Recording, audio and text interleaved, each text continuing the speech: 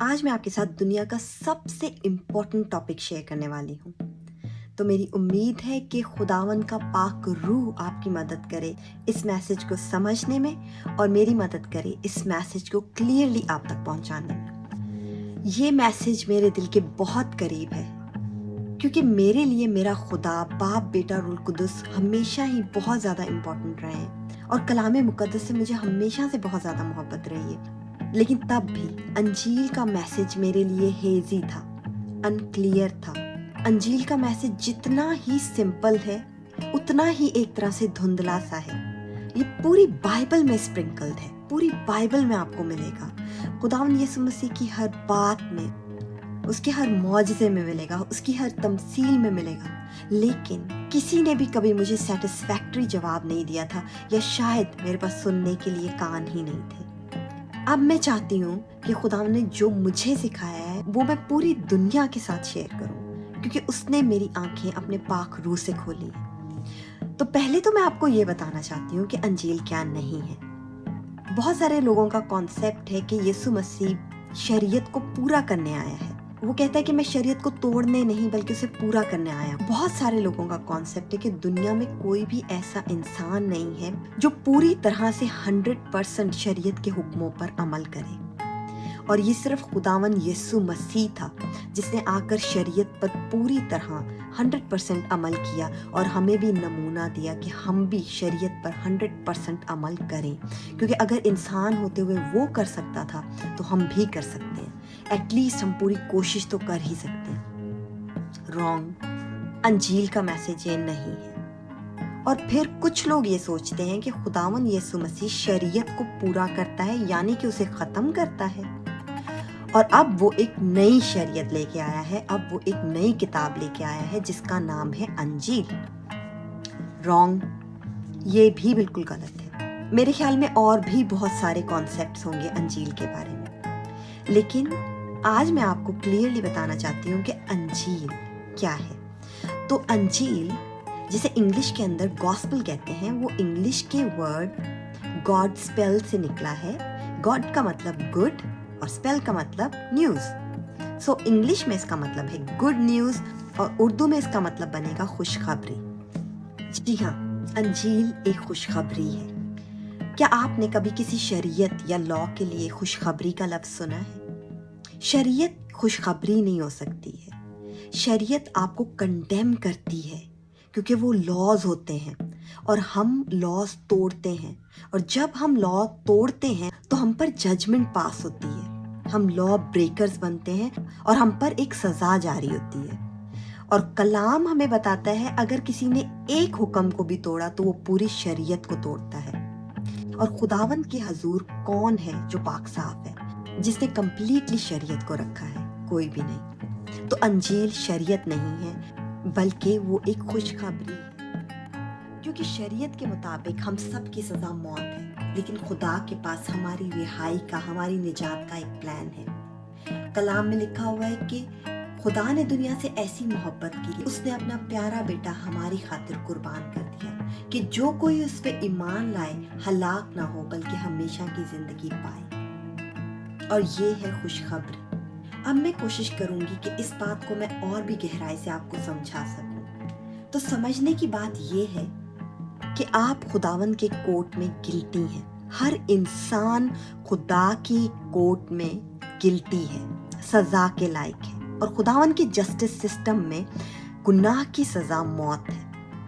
نہ صرف ہم لوگ اپنے انڈیویجول ایکٹس کی وجہ سے، اپنے خود کے کاموں کی وجہ سے گلٹی ہیں، بلکہ جو باغ عدن میں ہوا اس کی وجہ سے بھی ہم گلٹی ہیں، کیونکہ آدم اور حوا نے گناہ کیا اور ان کی وجہ سے پوری آدم ذات اور پوری روح زمین نانتی ٹھہری۔ ہم سب آدم میں سے نکلے ہیں، ہم سب اس کا ڈی این اے ہے۔ تو جب آدم اور حوا گلٹی ٹھہرے، جب ان کی سزا موت ہوئی تو ہم سب کی سزا بھی موت ہوئی۔ تو ہم سب پر موت کا فتویٰ ہے۔ اب اس قرض سے ہمیں نکالنے کے لیے خداوند کے پاس ایک پلان شروعات سے ہی تھا۔ جب وہ آدم اور حوا کو باغ عدن سے نکال رہا تھا تو اس نے اسی وقت ایک عہد کیا تھا کہ جو عورت کی نسل میں سے آئے گا وہ سانپ کے سر کو کچلے گا، اور پھر توریت میں خدا ہمیں جا بجا اس سیویئر کے بارے میں، اس ریڈیمر کے بارے میں بتاتا رہا۔ اس نے اس کا وعدہ ابراہیم سے کیا، یعقوب سے کیا، ان کی نسلوں سے کیا کہ یہ سیویئر ان میں سے آئے گا۔ اس کے بارے میں تمام نبیوں نے لکھا۔ نہ صرف خدا نے ڈائریکٹلی اس مسیح کی، اس سیویئر کی پروفیسیز کی، بلکہ خداوند ہمیشہ سے ہی تمثیلوں میں باتیں کرتا رہا ہے۔ اس نے بائبل کے ڈیفرنٹ اکاؤنٹس میں اس سیویئر کے بارے میں بتایا۔ اس نے اس مسیحا کی شبیہ پرانے عہد نامے کی کہانیوں میں بنی۔ جیسے کہ جب آدم اور حوا سے گناہ ہوا تو پہلی چیز انہوں نے کیا نوٹس کی؟ انہوں نے یہ نوٹس کیا کہ وہ ننگے ہیں۔ اس سے پہلے انہیں یہ اندازہ نہیں تھا، وہ یہ نہیں فیل کر رہے تھے، لیکن جیسے ہی ان سے گناہ ہوتا ہے تو وہ فیل کرتے ہیں کہ ان کے اوپر کوئی کورنگ نہیں ہے، انہیں کچھ بھی کور نہیں کر رہا، وہ ننگے ہیں، اور وہ اس بات سے شرم محسوس کرتے ہیں، وہ خدا سے چھپنے کی کوشش کرتے ہیں۔ تو خدا کیا کرتا ہے؟ خدا خود ایک پوشاک مہیا کرتا ہے۔ بہت سارے لوگوں کا یہ ماننا ہے کہ خدا نے وہ پہلی قربانی کی اور اس نے چمڑا مہیا کیا۔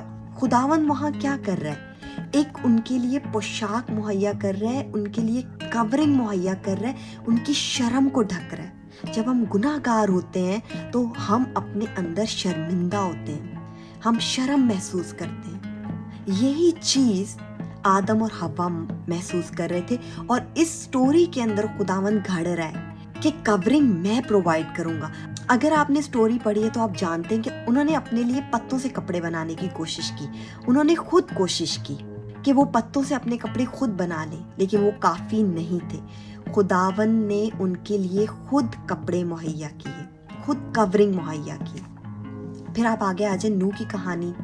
خداوند خود نوح کی کشتی کا دروازہ بند کرتا ہے، اور جو کوئی اس کشتی کے اندر ہوتے ہیں وہ سیف ہوتے ہیں، جو اس کشتی کے باہر ہوتے ہیں وہ سیف نہیں ہوتے۔ تو خداوند خود وہ ویسل مہیا کر رہا ہوتا ہے، وہ کشتی مہیا کر رہا ہوتا ہے، وہ آرک مہیا کر رہا ہوتا ہے جو پروٹیکٹ کرتی ہے۔ یہاں آپ کو میں ایک اور چھوٹی سی بات بتاتی چلوں کہ ہیبرو کے اندر آرک کا جو لفظ ہے، جو عہد کے صندوق کے لیے یوز ہوا ہے، صندوق، یہ سیم ورڈ یوز ہوا ہے نوح کی کشتی کے لیے۔ تو نوح کی کشتی کے لیے جو لفظ یوز ہوا ہے وہ ہے صندوق۔ جیسے یہ عہد ہے خدا کا کہ میں تمہیں سنبھالوں گا، اگر تم میرے عہد میں ہو، میرے اندر ہو، تو یہ طوفان، یہ ڈسٹرکشن، یہ آندھی، یہ پانی تمہارا کچھ بھی نہیں بگاڑ سکتے۔ پھر آپ ابراہیم کی سٹوری اٹھا کے دیکھ لیں، خداوند اس سے ایک بیٹے کا وعدہ کرتا ہے، وہ بیٹا جو کہ ایک وعدے کا فرزند ہے، جو کہ ایک یونیک بیٹا ہے، اور خداوند پھر اسی بیٹے کی قربانی کے لیے اسے کہتا ہے۔ وہاں پر مقصد ایک پکچر بنانے کا ہے کہ ابراہیم، تیرا بیٹا یہاں قربان نہیں ہوگا، برہ میں پرووائڈ کروں گا، بیٹا میرا قربان ہوگا۔ تو یہاں پہ بھی خداوند ایک بہت پاورفل پکچر چھاپ رہا ہے کہ وہ کیا کرنے والا ہے۔ پھر آپ آگے چلے جائیں، آپ یوسف کی سٹوری میں دیکھ لیں کہ یوسف وہ بیٹا ہے جس کے بھائیوں نے اسے دھتکارا، اسے مارنے کی کوشش کی، اور جب وہ اس کنویں میں تھا تو اس کا حال ایسے تھا جیسے وہ قبر کے منہ میں ہو، اور اس کے بھائی اسے بیچ دیتے ہیں، جیسے یہودا نے اپنے بھائی یسوع کو 30 چاندی کے سکوں کے لیے بیچ دیا۔ اور پھر یوسف کیا کرتا ہے؟ یوسف اپنے بھائیوں کو بچاتا ہے، وہ ان کی نجات بنتا ہے، اس قحط سے جو ان پر آیا ہوا تھا وہاں سے وہ ان کو نکال کے لے آتا ہے اور ان کی جانوں کو بچاتا ہے۔ تو ہر جگہ خداوند نے ایک سیویئر کی پکچر پینٹ کی ہوئی ہے۔ پھر موسیٰ جب بنی اسرائیل کو نکال کے لا رہا ہوتا ہے تو کیا ہوتا ہے؟ جس گھر کے اوپر برے کا خون ہوتا ہے اس گھر میں موت انٹر نہیں ہوتی۔ آپ دیکھ سکتے ہو کہ خداوند کیا کر رہا ہے ان تمام کہانیوں میں۔ It's amazing. اور یہاں آج میں صرف بڑی بڑی سٹوریز آپ کے ساتھ شیئر کر رہی ہوں، پورا کلام خداوند کی خوشخبری سے بھرا پڑا ہے کہ وہ بچاتا ہے، آپ اپنی طاقت سے نہیں بچتے، وہ بچاتا ہے۔ اور پھر آپ توریت کی سیریمنیز اٹھا کے دیکھ لیں کہ وہ لوگ جو لوگ بیمار ہوتے تھے، جو کوڑی ہوتے تھے، کاہن ان کے لیے قربانی دیتا تھا اور اس قربانی کا خون چھڑکا جاتا تھا۔ ہر روز ٹیمپل میں پتہ نہیں کتنے برے قربان ہوتے تھے، پر یسایہ کی کتاب میں خدا کہتا ہے کہ بروں اور بیلوں کی قربانیوں میں، ان کے خون میں میری خوشنودی نہیں ہے۔ وہ کیوں ایسے کہہ رہا تھا؟ کیونکہ بنی اسرائیل اس کا پلان سمجھ ہی نہیں پا رہے تھے۔ वो तो एक पिक्चर पेंट कर रहा था कि जब बेऐब बर्रा आए तो वो उसे पहचान ले, लेकिन अनफॉर्चुनेटली उनकी आंखें नहीं खुल रही थी। फिर इशाया की किताब में तो बहुत ही ज्यादा क्लियर प्रोफेसीज हैं। मैं इशाया 9 बाब और उसकी 6 आयत से पढ़ूंगी। वहां लिखा हुआ है, For unto us a child is born, unto us a son is given. हमारे लिए एक बच्चा पैदा हुआ है, हमें एक बेटा दिया गया है। The government will be upon his shoulder. हुकूमत उसके कंधों पर होगी। And his name will be called Wonderful, Counselor, Mighty God, Everlasting Father, Prince of Peace. और उसका नाम होगा अजीब, मुशीर, खुदाए कद्दूस, अब्दियत का बाप और सलामती का शहजादा। अब आप मुझे बताएं कि ये कैसा कलाम है जो यहूदियों को दिया जा रहा है। तुम्हें एक बच्चा दिया गया है, तुम्हें एक बेटा दिया गया है, हुकूमत उसके कंधों पर होगी, और फिर उसका नाम अजीब, मुशीर, खुदाए कद्दूस, अब्दियत का बाप और सलामती का शहजादा है। क्या ये नाम किसी इंसान के ऊपर फिट बैठता है? क्या कोई इंसान खुदाए कद्दूस हो सकता है? यहूदी भी इन राइटिंग्स को पढ़ते हुए सोच में पड़ जाते थे, और वो जानते थे कि इशाया की ये प्रोफेसी मसीहा के लिए, जो अब्दियत का बाप है, जो सलामती का शहजादा है, जो खुदाए कद्दूस है, एक रिडीमर, एक सेवियर के आने की पेशन गोइयां पूरे पुराने अहदनामे में हो चुकी थी। और खुदा का मेन पॉइंट ये नहीं था कि यहूदी अपने रास्तबाजी के काम चमकाएं और खुदा को अपनी ताकत से परफेक्ट बन के दिखाएं। इंसान अपनी ताकत में कभी परफेक्ट हो ही नहीं सकता, और अगर वो करने की कोशिश करे तो वो प्राउड हो जाता है। खुदा को शिकस्ता रूह पसंद है। तभी यीशु यहूदियों के साथ एक तमसील शेयर करता है कि 2 आदमी हैकल में गए। एक फक्की फरीसी था और वो खुदा को अपने काम गिनवा रहा। खुदा, मैं रोजे रखता हूँ, मैं गरीबों को देता हूँ, मैं अच्छे काम करता हूँ, मैं तेरे तमाम अहकाम मानता हूँ। और दूसरा छाती पीट पीट कर कह रहा था, खुदावन मुझ गुनाहगार पर रहम कर। तो खुदावन की नज़र में कौन मकबूल हुआ?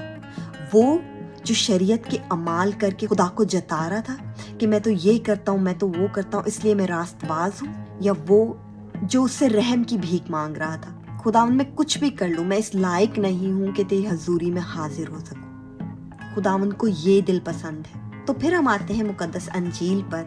यीशु मसीह आता है और वो कहते हैं, पहले ढूंढो उसकी बादशाही और उसकी रास्तबाजी, तो ये सब चीजें तुम्हें मिल जाएंगी। यीशु मसीह एक बादशाही की खुशखबरी लेके आया जो आंखों से नहीं देखी जा सकती। यूहन्ना की अंजील में हम देखते हैं कि एक शख्स निकोदीमस, जो कि एक टीचर था रबियों का, वो यीशु से मिलने आता है रात के अंधेरे। यूहन्ना 3 बाब में लिखा हुआ है, वो आदमी उसे आके कहता है, rabbi, we know that you are a teacher come from God. हम जानते हैं कि तू खुदा की तरफ से आया हुआ उस्ताद है। For no one can do these science that you do unless God is with him. क्योंकि कोई भी वो मौजिज़े, साइंस नहीं कर सकता जो तू करता है अनलेस खुदा उसके साथ हो।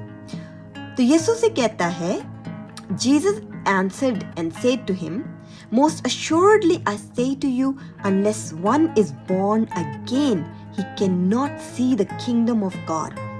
खुदा यीशु मसीह से कहते हैं, मैं तुझे सच सच बताता हूँ कि अगर कोई दोबारा से पैदा ना हो, वो खुदावंद की बादशाही को नहीं देख सकता। तो निकोदीमस उसे कहता है कि एक इंसान दोबारा से कैसे पैदा हो सकता है? क्या वो दोबारा अपनी माँ की कोख में जाएगा? And Jesus answered him, most assuredly I say to you, unless one is born of water and the Spirit, he cannot enter the kingdom of God. तो यीशु से कहता है कि अगर कोई पानी और रूह से पैदा नहीं होता तो वो खुदावंद की बादशाही में दाखिल नहीं हो सकता।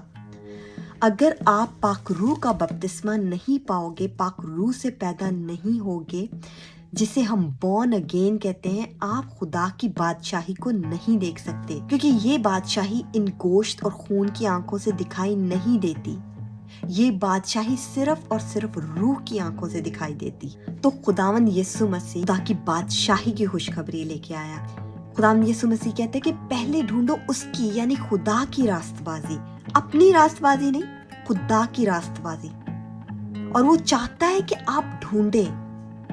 जब तक आप में भूख और प्यास नहीं होगी, जब तक आप खटखटाओगे नहीं, मांगोगे नहीं, आपको नहीं दिया जाएगा।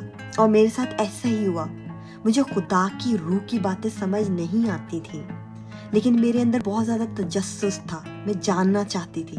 और एक दिन मैंने खुदा से दुआ की, खुदा तेरे कलाम में लिखा हुआ है कि अगर बेटा बाप से रोटी मांगे तो वो उसे पत्थर नहीं देता। और खुदा यीशु मसीह ने कहा कि अगर तुम बाप से मांगो तो वो तुम्हें पाक रूह जरूर देगा। और मैंने उससे मांगा कि खुदावन मुझे अपना पाक रूह दे। और यकीन करें कि खुदावन ने जिस दिन मेरी आंखें खोली, मुझे उसकी बादशाही नजर आने लग गई। ये बातें समझने के लिए आप खुदावन से मांगें कि वो पाक रूह के जरिए आपकी आंखें जरूर खोले, तभी ये चीजें आपको समझ में आने लगेंगी। खुदावन यीशु मसीह हर मौजज़े के अंदर, हर तमसील के अंदर दिखा रहा है कि वो कौन है। वो मसाया है जिसका इंतजार था। कोढ़ी उसके पास आते हैं तो वो उनसे पूछता है क्या तुम ईमान रखते हो? तो कहते हैं खुदावन हम ईमान रखते हैं कि तू दाऊद का बेटा है, तू ही वो मसाया है जिसने आना था।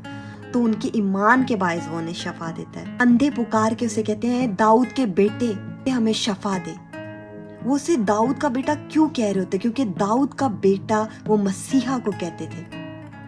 जो उसके मसीहा होने पर ईमान लाया वो शफा पाया।